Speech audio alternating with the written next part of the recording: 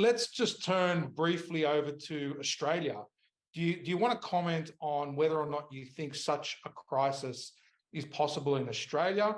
And then, and following on from that, what impact do you think this will have, and perhaps other forces that are going on in Australia will have on the Australian economy?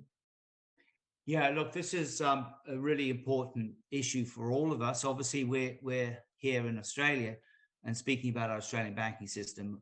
My very, very quick answer and quick response to your question is that the Australian banking system is fundamentally robust, it is fundamentally sound, very, very well capitalized. And you and I have had conversations about the regulatory environment here as well, better regulated as well. So look, my quick response to the question, should we be fearful about the fragility of our Australian banking system? My quick response to that is no.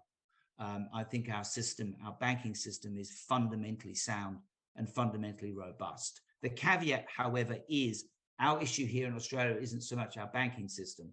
Our issue here in Australia is that the Reserve Bank has been very aggressive in raising rates, and that will inevitably lead to a slowing in economic activity. And that slowing in economic activity, Eugene, is principally driven by I believe, a fairly significant deterioration in discretionary spending, in consumer spending. Why? Right. Because as we all know, we've got this phenomenon where mortgages for about over 800,000 mortgages are switching from a fixed rate of about 2% to a variable rate of about 6%.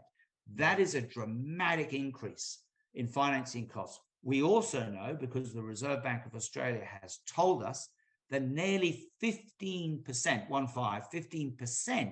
of Australian households now face the horrible prospect of the so-called negative free cash flow, namely that expenditure on their mortgages and on so-called essential items exceeds their net income.